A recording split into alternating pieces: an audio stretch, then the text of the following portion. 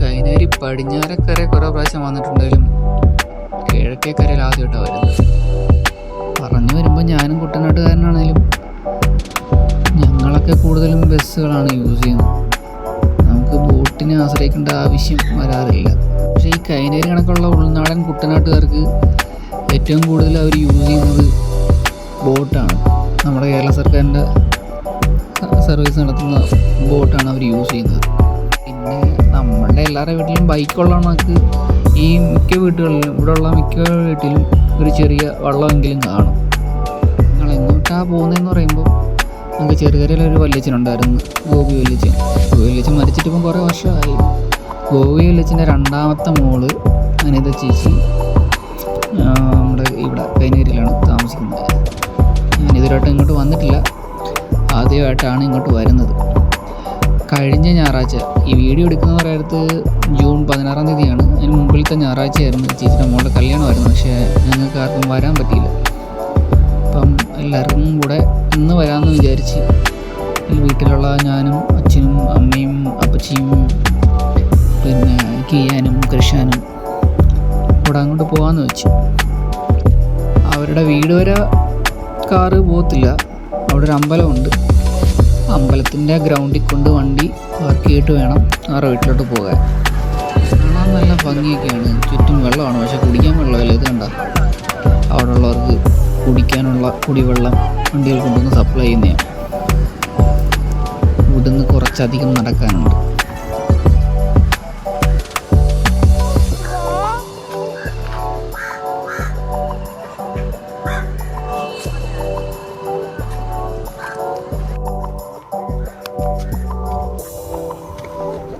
കാണാൻ നല്ല സൂപ്പർ സ്ഥലമാണ്.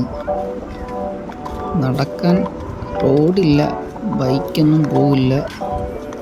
പിന്നെ മിക്ക വീട്ടിലും വെള്ളപ്പൊക്കത്തിൻ്റെ സമയത്താണ് ഏറ്റവും കൂടുതൽ ബുദ്ധിമുട്ട് അനുഭവിക്കുന്നത്.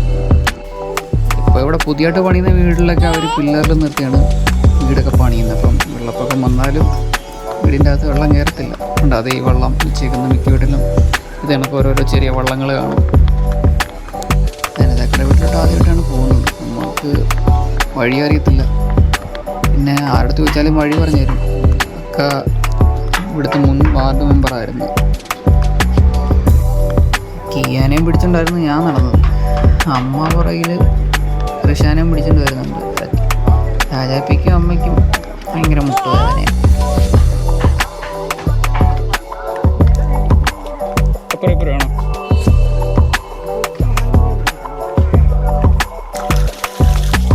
ആയുർവേദം മരുന്ന് കുറേ നാളെ കഴിക്കാൻ തുടങ്ങിയിട്ട് പക്ഷേ ഇതുവരെയായിട്ട് ഒരു കുറവുമില്ല. രണ്ടുപേർക്കും മുട്ടുവേദന. ഇത്രയും ദൂരം നടക്കാനുണ്ടെന്ന് അറിഞ്ഞിരുന്ന മിക്കവാറും രണ്ടുപേരും ഇങ്ങോട്ട് വരത്തില്ലായിരുന്നു. കുട്ടനാട് കാണാൻ വരുന്നവർക്ക് ചിക്കാര വെള്ളത്തിലൊക്കെ വന്ന് എക്സ്പ്ലോർ ചെയ്യാൻ പറ്റിയ സൂപ്പർ സ്ഥലമാണ്.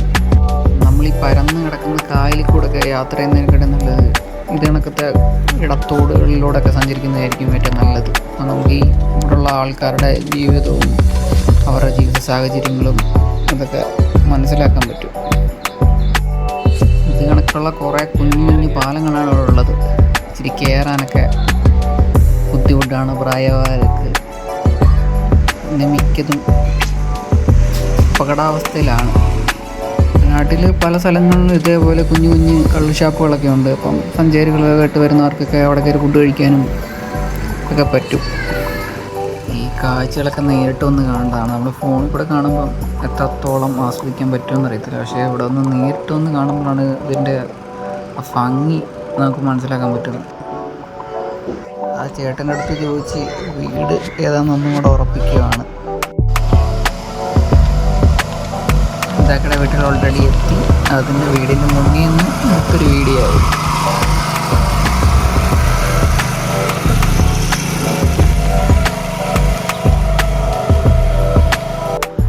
ഇതാണിപ്പം കല്യാണം കഴിഞ്ഞ അഖില, ആനന്ദു, ചേച്ചിയും ചേട്ടനും ഇളയ മോള്.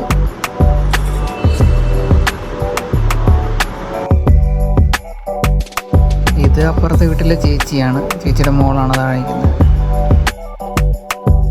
കഴിക്കാനാണെങ്കിൽ ചോറ്, കരിമീൻ വറുത്തത്, താറാവ് കറി, വേറെ കുറേ മീൻ കറി അനന്തുവിൻ്റെ വീട്ടിൽ നിന്ന് കൊണ്ടുവന്ന കരിമീനൊക്കെ ആയിരുന്നു.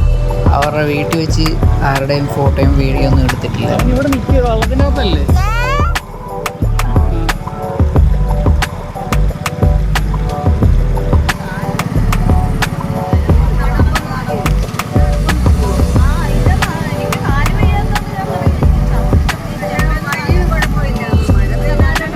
ഞാനും കൃഷ്ണനും ആദ്യമായിട്ടാണ് വള്ളത്തെ കയറുന്നത്. അതാണ് ആശൻ വായും പൊളിച്ചിരിക്കുന്നത്. വീട് കല്യാണം അല്ല ഇവിടെ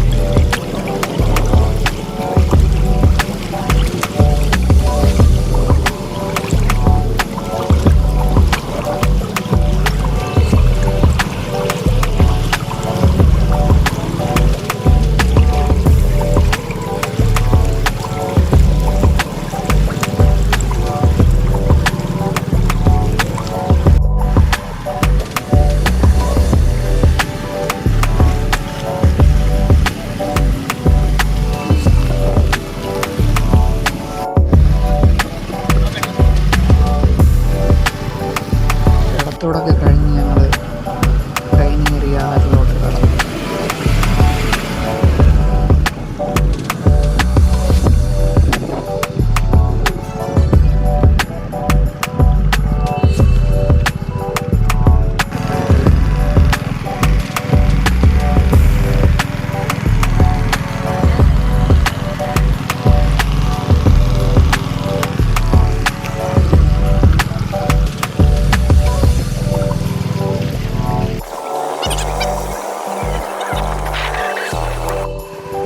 ഞങ്ങളെ കൊണ്ട് വണ്ടി പാർക്ക് ചെയ്തിരുന്ന അമ്പലത്തിൻ്റെ അവിടെ കൊണ്ട് ഇറക്കിയിട്ട് അനന്ത് തിരിച്ച് വീട്ടിലോട്ട് പോവുക.